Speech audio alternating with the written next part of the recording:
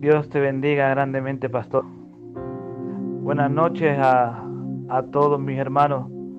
Saludarles en el nombre de Jesús, a todos aquellos que están conectados a este canal. Y sobre todo a una iglesia que amo con auténtica pasión, sobra decirlo. Fue la primera iglesia que pastoreé y eso ha dejado una huella imborrable en el corazón. En todas las iglesias he dejado un cachillo, pero el polígono siempre va a ser especial para mi matrimonio, tanto para mi compañera como para mí. Guardamos un grato, muy grato recuerdo del tiempo que estuvimos de pastor. Gracias, Pastor José, por invitarme a acordarte de mí. Y en esta noche mi único deseo es poder traer un cachito de pan que el Señor ha puesto en mi zurrón. Yo sé que esperabais a un paladín de la palabra. Y bueno, yo no puedo preparar mensajes como el hermano Miguelín, uno de los grandes predicadores de España. Pero os aseguro que traigo maná del cielo. Porque eso no depende del predicador, sino eso depende únicamente de la gracia del Señor. Yo le digo muchas veces a los candidatos que el Señor me está permitiendo instruir, el predicador ha de ser un camarero más que un cocinero. Nosotros entramos en la cocina de Dios y únicamente le preguntamos a aquel que es el mejor cocinero y nutricionista que pueda haber en la iglesia, que es nuestro consolador, el Espíritu Santo, y que Él prepare la comida y nosotros como ministerios únicamente la servimos. Y este es mi deseo, aquello que el Señor ha puesto en mi corazón, servirlo con humildad, intentar que la palabra de Dios llegue a los corazones y haga la función por la cual Él le ha mandado. Vivimos en tiempos difíciles, vivimos en un tiempo complicado, incluso yo digo que extraño. El tiempo que estamos viviendo es casi de película. Vamos a comprar y la gente tiene una psicosis y un miedo, y más que precaución ves que hay una tensión en el mundo. Esto está provocando que se nos abran las puertas para predicar la palabra del Señor. Muchos creían que al cerrar los locales del culto, muchas iglesias iban a decaer. Pero hay algo en nosotros que hemos comprendido, que la iglesia no depende de un local, sino que dependemos del Espíritu Santo. Habremos cerrado locales, pero hemos abierto altares de adoración. Hemos vuelto a abrir altares familiares en nuestros hogares, que quiero decir que esto hacía mucha falta. Y este es un sentir que tengo antes de empezar con el mensaje. Creo que en medio de estas circunstancias, las cuales no creo que son propósitos de Dios, por cuanto es un juicio por la maldad, pero quiero decirte que este juicio que ha venido por el pecado ha traído un propósito de bendición y beneficio a la iglesia, que es algo que habíamos perdido en general, y sálvese quien pueda, de que nuestra vida había sido ya vida de culto. Orábamos en el culto, nos preparábamos minutos antes de ir al culto, los que predicábamos quizás nos preparamos la palabra, pero no teníamos más intimidad.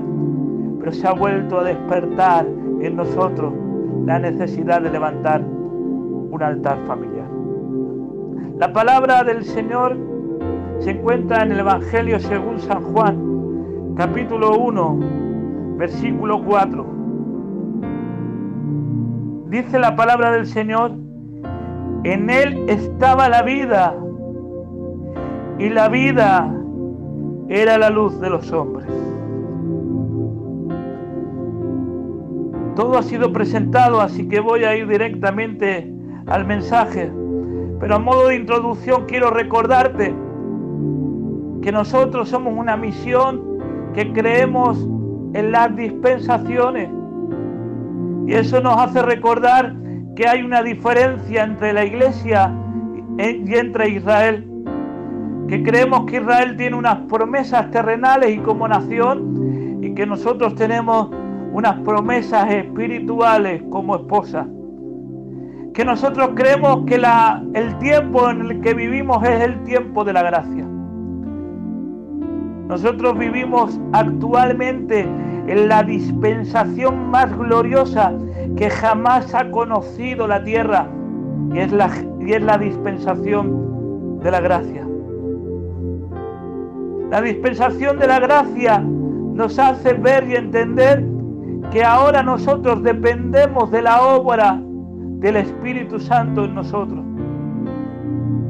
Si el evangelio que predicamos es el evangelio de la gracia, es porque no depende de inteligencia humana, es porque no depende de esfuerzos ni de raciocinio, no depende de un conocimiento humano, sino depende de la obra del Espíritu en nosotros. Por eso debemos seguir defendiendo que la dispensación que vivimos es la dispensación de depender únicamente de lo que el Espíritu Santo puede hacer a través de nuestras vidas, no porque nosotros tengamos capacidad, sino porque Él nos capacita. Yo le digo a aquellos que se preparan como ministerio que no vean sus capacidades, sino que sientan si Dios le llama. Porque si Dios le llama, yo aseguro que Dios va a capacitar. Quiero decirte que si Dios te llama a un lugar, no permitas que el diablo te engañe. Si es Dios realmente quien te llama, Dios te va a capacitar. Dios no llama a los capacitados, sino que capacita a los que llama. Por eso qué bueno es entender y reconocer la obra de la gracia en nuestro tiempo. Una obra que depende únicamente del poder del Espíritu Santo. Pero yo tengo que reconocer con tristeza en mi corazón que la iglesia en medio de la dispensación o de administración, que quiere decir es un sinónimo de dispensación, de la administración o mayordomía de la gracia, la iglesia estábamos cayendo en el error de la era de la misericordia, es decir, dentro de un tiempo se había formado una era en nosotros. La iglesia del siglo XXI nos habíamos olvidado de lo que es la gracia y habíamos entrado en una era, en un paréntesis de misericordia. Y yo quiero explicar esto unos minutos para entrar en el mensaje. Hay una diferencia abismal entre misericordia y gracia. La gracia, como ustedes saben, es un don inmerecido que Dios nos da. Es algo que recibimos sin merecerlo. Pero misericordia es no recibir un castigo. Noten que es diferente. No recibir un castigo que merecemos. Gracia es recibir algo que no merecemos. Misericordia es no recibir algo que merecemos. Noten que hay una oposición diametral entre misericordia y gracia. Nosotros debemos entender que nos levantamos todos los días porque la misericordia de Dios así lo quiere. Pero nosotros estamos llamados no a vivir por la misericordia, no a ser salvos por la misericordia, sino que la Biblia nos enseña que somos salvos por gracia mediante la fe. Por tanto, muchas veces hemos sido usados por misericordia, muchas veces nos hemos mantenido por misericordia, muchas veces hemos permanecido por misericordia y muchas veces hemos seguido en el camino por misericordia. Pero la misericordia no es otra cosa, sino que una compasión, una mirada de cariño que sale del corazón hacia la persona pobre o mísera. La palabra misericordia quiere decir miseria y cardio, es decir, corazón sobre el mísero. Y nosotros, Iglesia del Señor, vivimos en la dispensación más gloriosa que jamás ha existido. Por tanto, la Iglesia no está llamada a vivir un tiempo de miseria o de misericordia, sino que la Iglesia estamos llamados a vivir un tiempo de prosperidad espiritual Estoy en contra de la doctrina espiritual andagónica que habla de prosperidad económica o de salud. Estoy hablando de una prosperidad espiritual donde Dios manifiesta su poder, donde Dios manifiesta sus dones, donde Dios se manifiesta por su ministerio, donde Dios se manifiesta por medio de la obra del Espíritu Santo en nosotros. La iglesia llamada a vivir en la dispensación o en la riqueza de la gracia y no a vivir en la era mísera o pobre de la misericordia. Alcanzaremos la misericordia cada vez que nos haga falta, pero nosotros hemos de entender que hemos de caminar hacia un camino llamado el camino de la gracia. Quiero decirte, y empiezo con el mensaje, que la misericordia es temporal, porque en el cielo no habrá misericordia, en el cielo únicamente habrá gracia, porque en el cielo seremos perfectos por su gracia y habrá una santificación perfecta en nosotros y no se hará falta la misericordia. La misericordia es temporal. Noten que cuando el tiempo de Noé, Dios se cansó, permítanme usar esta expresión, se cansó del pecado, puso un tiempo de 120 años en el hombre, porque hasta 120 años iba a durar su misericordia. Pero la gracia es eterna. La misericordia es larga, la misericordia se renueva, pero solamente la gracia es algo que va a permanecer en la eternidad. Y haciendo ahora una exegesis clara de este texto, dice: todas las cosas por Él fueron hechas, y sin Él nada de lo que ha sido hecho fue hecho. En Él estaba la vida, hablando de su preexistencia, y la vida era la luz de los hombres. ¿Cómo es posible que el apóstol Juan diga que en la luz estaba la vida, y que en esa luz estaba la vida, y que en esa vida estaba la luz de los hombres? Parece inconcluyente decir que en la vida, o mejor dicho, que en la luz puede haber vida. ¿Qué sentido tiene esto? Yo quiero recordarte que en la Biblia todo lo que está escrito tiene un sentido profundo. La Biblia es perfecta en sus expresiones. La Biblia es perfecta en lo que quiere decir. Algunos me podrán decir que tiene fallos textuales, sí, pero si hablamos de su contexto, la Biblia es perfecta en todas sus expresiones. ¿Por qué dice que en la luz estaba la vida y que la vida era la luz de los hombres?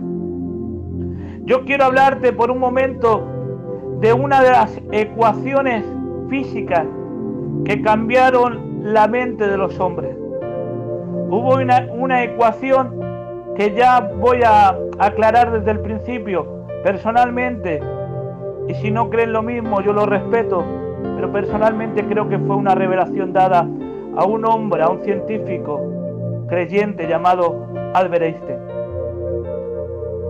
Cuando habla de la teoría de la relatividad, esa teoría especial, la cual yo creo que incluso los que no les gusta la física la conocerán, E igual a mc al cuadrado.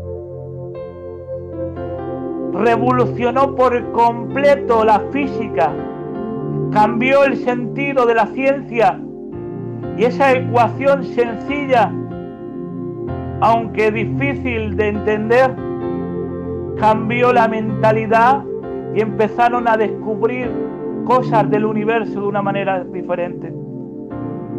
Pero ese pensamiento de Albert Einstein, esa fórmula que él descubrió, los científicos no se habían dado cuenta que el apóstol Juan había hablado claro, que en la luz hay vida, que en la luz hay eternidad. Esta ecuación que habla sobre la energía igual a la masa por la luz al cuadrado, está hablando de que esta teoría rompe lo que tanto tiempo se había enseñado, que el espacio-tiempo eran dos cosas diferentes y que eran absolutas. Pero Albert Einstein demuestra, y voy a explicar esto, tengan paciencia. Albert Einstein demuestra de que el tiempo y el espacio son dos cosas que no se pueden separar y que son relativas. Porque lo único absoluto que se ha demostrado hasta ahora que existe en la física es la luz. La luz es algo que no es inmutable, es algo inquebrantable y que nadie puede romper. La luz es lo único que físicamente es absoluto. Es una ley que no entiende de relativismo, sino que nadie la puede transformar. La luz es inmutable. Cuando se dieron cuenta de que el espacio y el tiempo eran relativos, lo descubrieron porque Albert Einstein iba sentado en un autobús hacia su trabajo de administrativo y se da cuenta de que en el autobús los pasajeros los viandantes iban caminando por la calle, se dieron cuenta de que iban muy despacio y parecía como que estaban parados.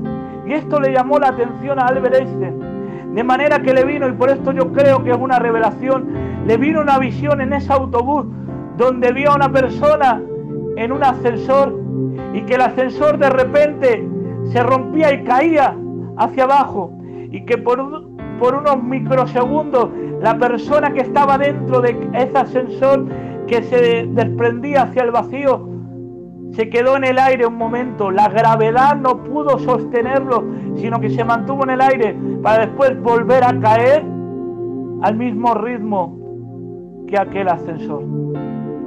Y se dio cuenta que la velocidad rompía el espacio-tiempo y hacía que una persona que pudiese ir más rápido que otra, el tiempo pasara con menor frecuencia sobre su vida, es decir, que esa persona podía vivir más años.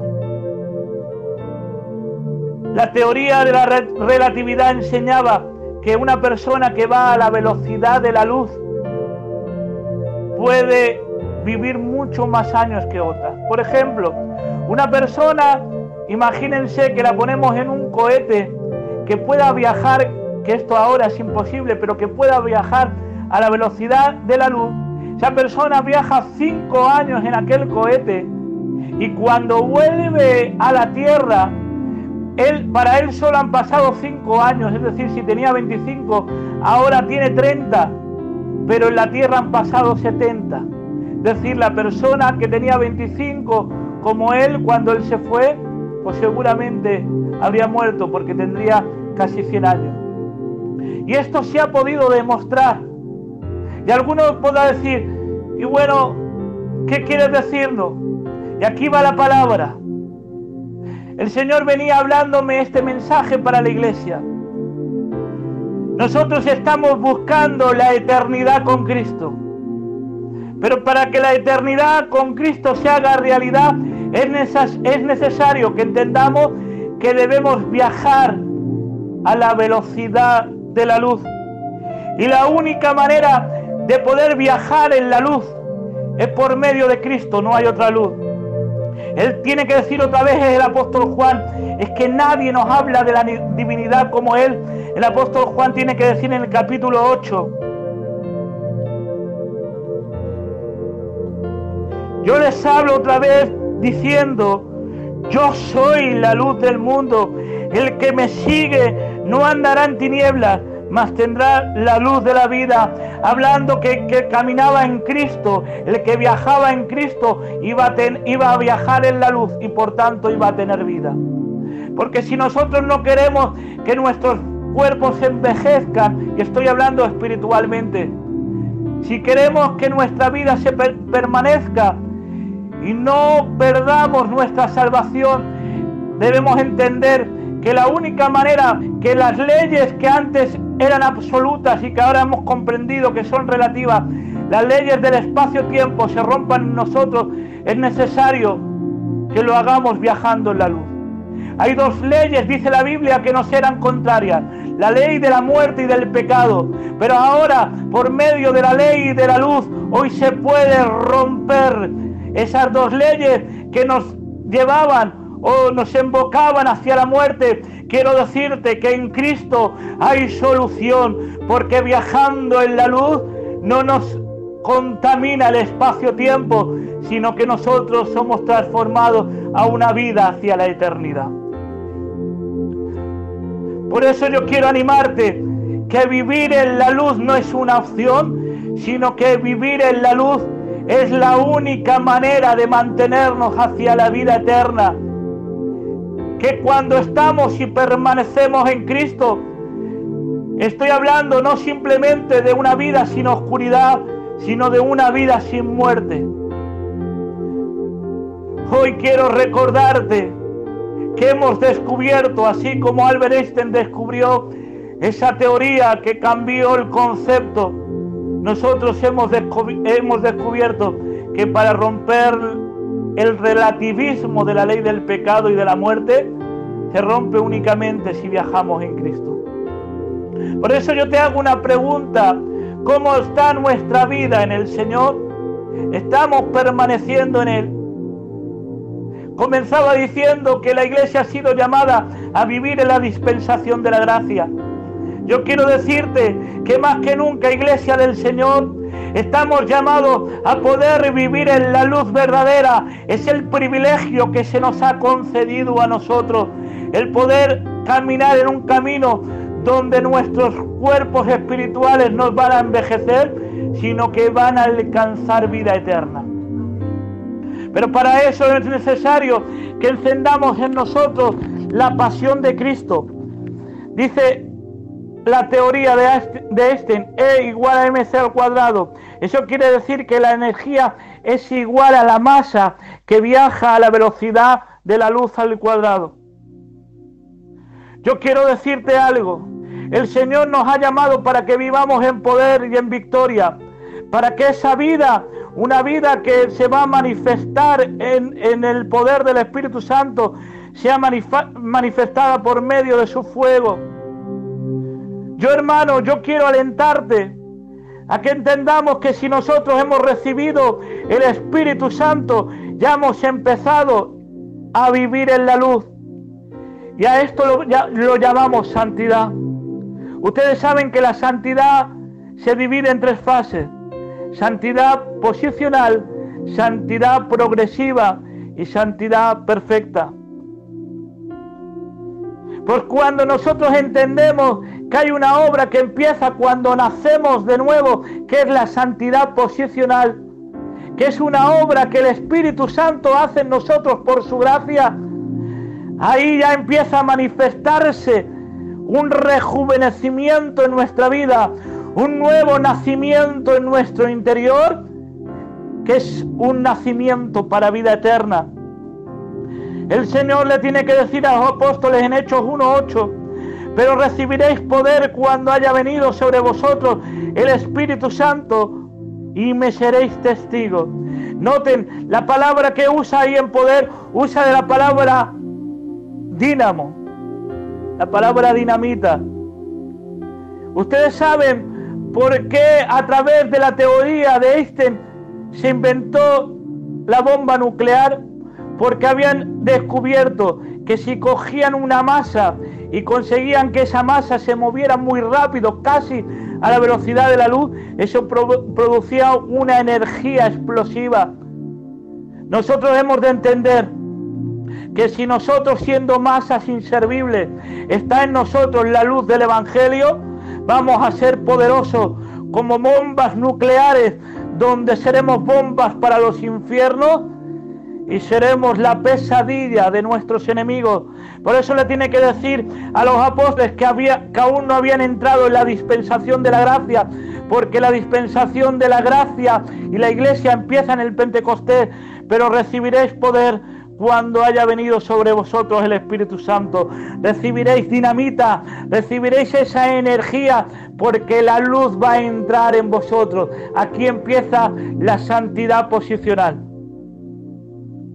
Cuando entendemos realmente que la obra es únicamente del Espíritu Santo. Hay muchos que creen que aceptaron a Cristo porque ellos tuvieron la capacidad de creer. Pero yo quiero decirte que aquí hay un error muy grande, porque nosotros que tenemos una tendencia más bien arminianista, es decir, que somos arminianos en algunas áreas, en algunos postulados, de la doctrina de Arminio, quiero decirte que nosotros como Calvino creemos en la depravación total del hombre. ¿Qué diferencia hay entre los calvinistas y nosotros? En que nosotros creemos que la gracia no es irresistible, sino que la gracia es previniente. Es decir, que en el momento que el Espíritu Santo viene a convencernos de que Cristo ha muerto por nuestros pecados, tenemos la decisión de aceptarle o no. Es decir, que nosotros no somos los que hemos descubierto la obra de la cruz, sino que el Espíritu Santo, por su gracia, y esto es para entendidos, para oídos finos, que el Espíritu Santo cuando vino, Él nos convenció. Ahora, por el libre albedrío, nosotros decidimos si queremos recibir la palabra que el Espíritu Santo quiso que entrara en nuestros corazones. Porque hemos de recordar que el único que convence de pecado, de juicio y de justicia, según la bendita palabra, es el Espíritu Santo. Por eso, desde el comienzo, desde la santidad posicional, es una obra de gracia que la hace el Espíritu Santo. Nosotros podemos rehusarla o no. Por eso, los apóstoles que sí quisieron recibir la obra del Espíritu, cuando en el Pentecostés se manifestó la luz sobre ellos por medio del Espíritu Santo, empezaron a vivir una vida de poder y de gloria, porque empezaron con un comienzo posicional en la luz del Evangelio y siguieron hasta que acabaron con su ministerio. La iglesia primitiva empezó con poder porque la luz empezó a manifestarse en su vida. Filadelfia, cuando comencemos como la iglesia primitiva, nuestros ancianos, aquellos 8 hombres que vinieron de Francia a predicarnos, predicaron también con ese poder, porque en ellos también empezó una obra posicional donde la luz estaba candente, ardiente en sus corazones. Y yo hago una pregunta: ¿qué es lo que pasa? Quizás nos estaremos alejando de la luz. Yo quiero hacerte un llamamiento. No se ha acabado el poder de Dios. Yo soy pentecostal y lo digo a voz en cuello. Creo que la gracia de Dios se sigue manifestando por medio de los dones y por medio de los ministerios. Pero es necesario que ahora entendamos que así como hubo una santidad posicional en nuestras vidas, ahora tiene que haber una santidad progresiva en nosotros.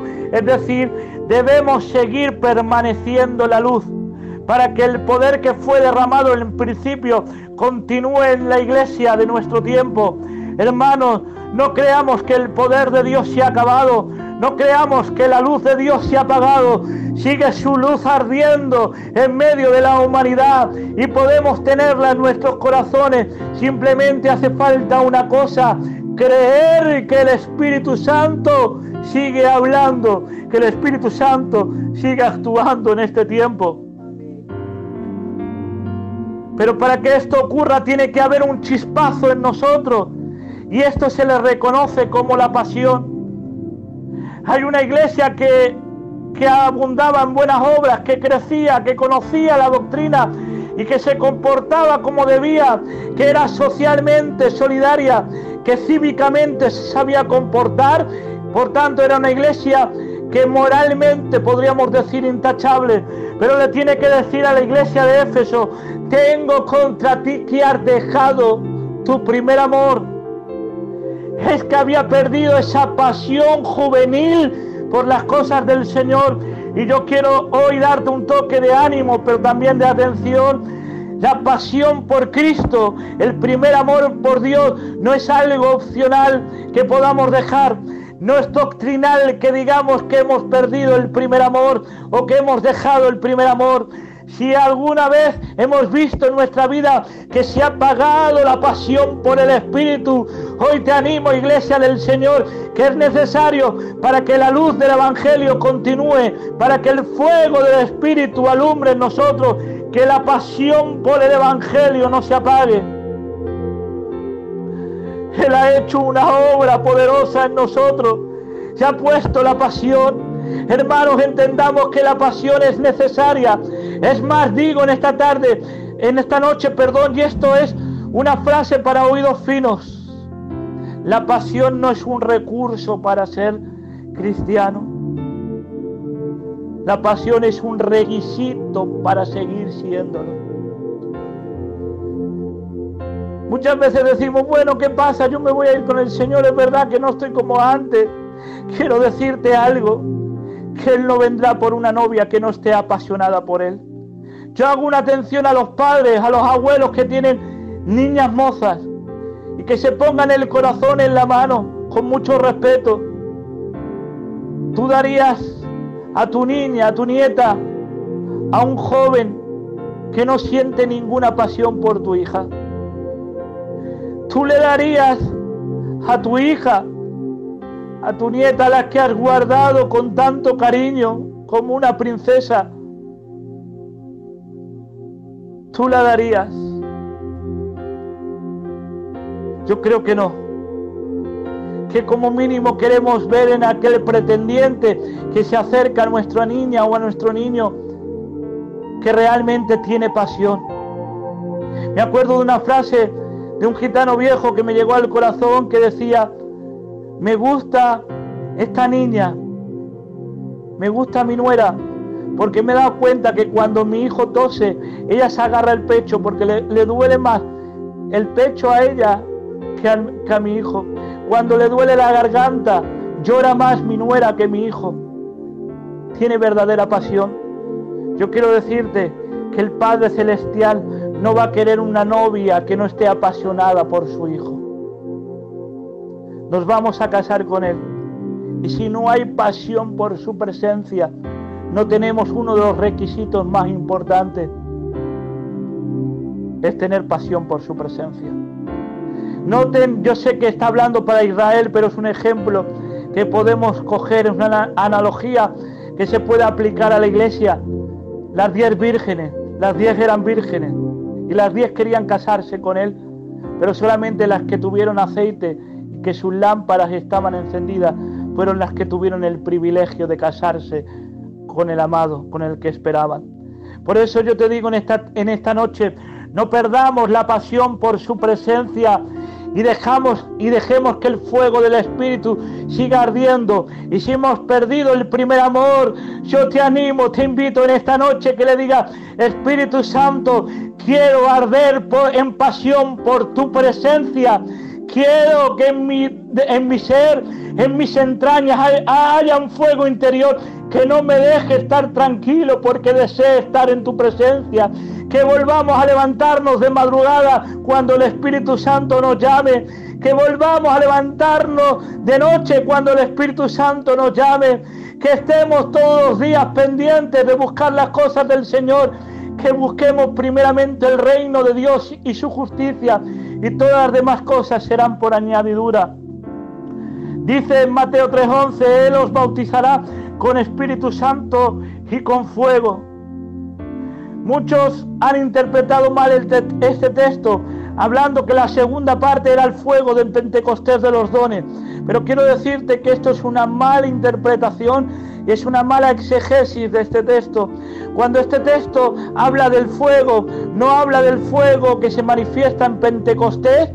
No lo confundamos con las lenguas de fuego que decía que se vieron en el Pentecostés, por cuando estaban hablando de una locución hebrea, es decir, que no estaban diciendo que literalmente veían lenguas de fuego, sino que la forma que tenían de hablar aquellos hombres era con fuego, con pasión.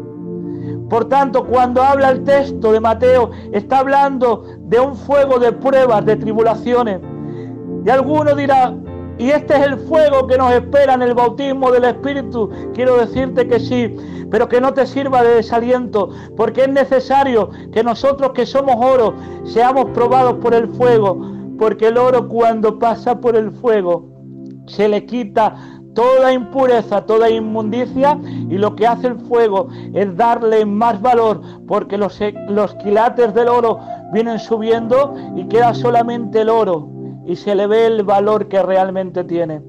Quiero decirte que por medio del sufrimiento también sale la fragancia, porque una flor, si no se le pisa, si no es machacada, no puede dar su aroma. Por eso quiero decirte algo, que nuestra pasión se ve por medio de las pruebas.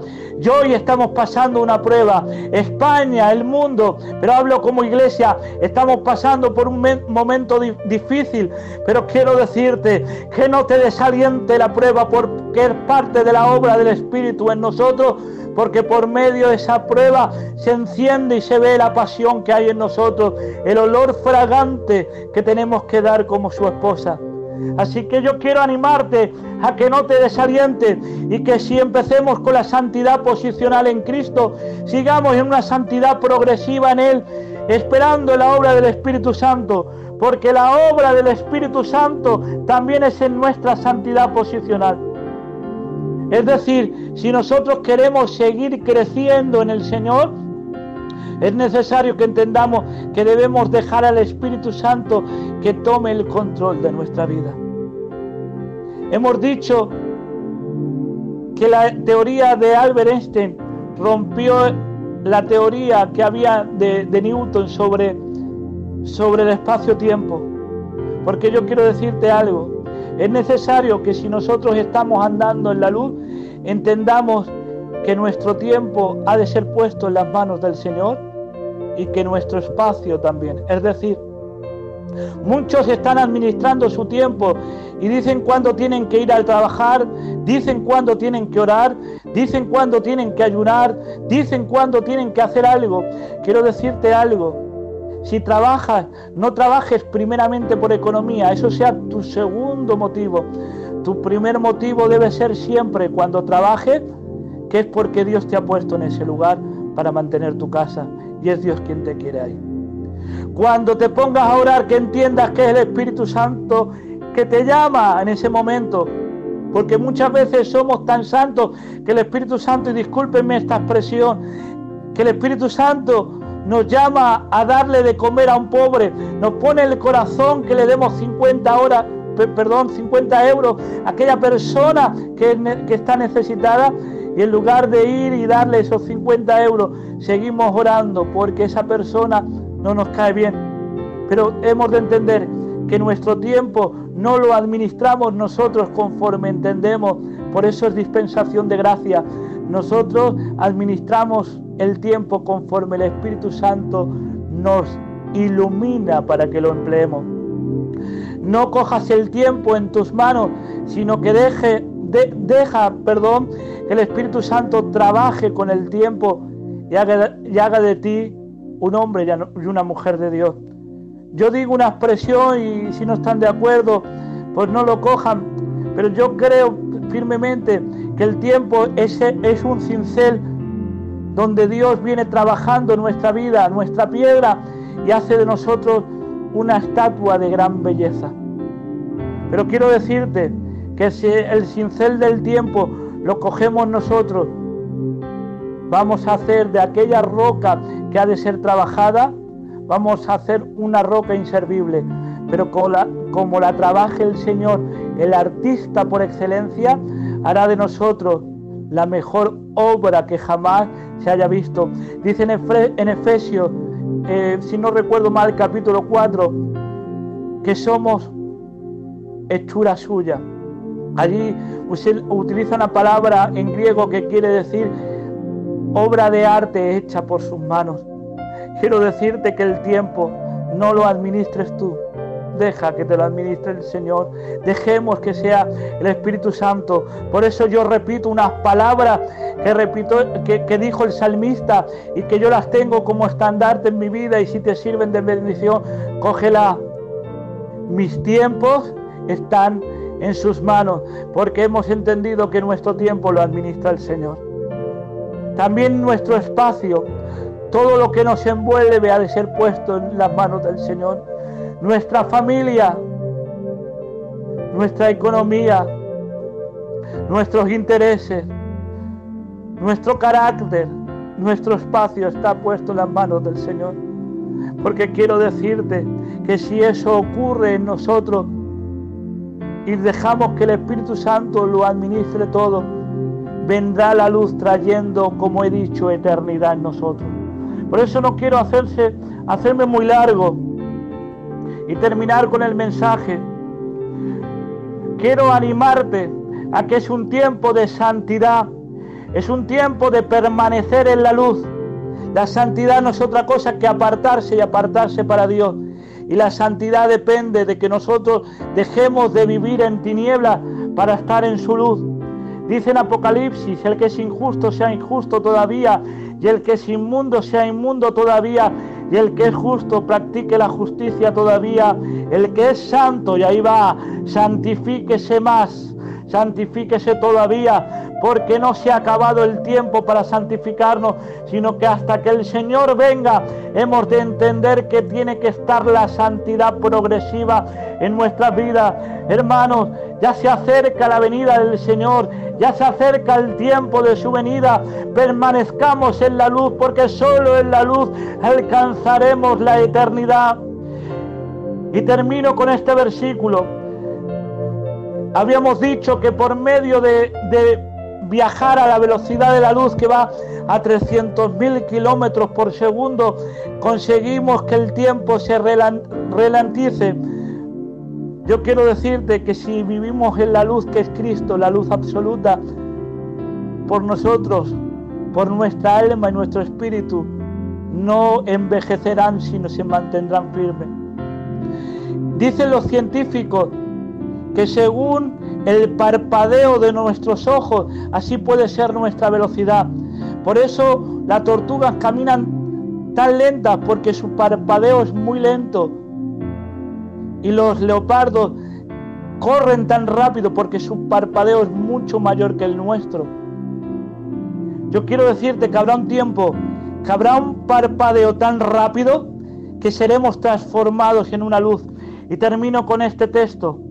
En un momento, en un abrir y cerrar de ojos, es decir, en un pestañeo, a la final trompeta, porque se tocará la trompeta y los muertos serán resucitados incorruptibles y nosotros seremos transformados, porque es necesario que esto corruptible se vista de incorrupción y esto mortal se vista de inmortalidad. Y cuando esto corruptible se haya vestido de incorrupción y esto mortal se haya vestido de inmortalidad, entonces se cumplirá la palabra que está escrita: sórbida es la muerte en victoria. ¿Dónde está muerte tu aguijón? ¿Dónde, oh sepulcro, tu victoria? Se habrán roto las leyes contrarias de la ley del pecado y de la muerte, y por ese pestañeo podremos entrar. Y lo que no entienden la ciencia hoy, están intentando viajar por el tiempo, pero es imposible, porque la única manera de poder transformar nuestros cuerpos es por medio de viajar en la luz de Cristo. Por eso quiero animarte en esta tarde y con esto, en esta noche, perdón, y con esto concluyo. Sigamos permaneciendo en la luz, que de esto depende nuestra santidad, y esta luz producirá en nosotros vida y poder. Ánimo y adelante, iglesia. Estamos llamados a vivir en la mejor dispensación de la historia, en la dispensación de la gracia, la dispensación que depende del poder y de la obra del Espíritu Santo. Un abrazo para todos y de verdad que os amo en el Señor de corazón. Que el Señor los bendiga y espero haberos sido de bendición.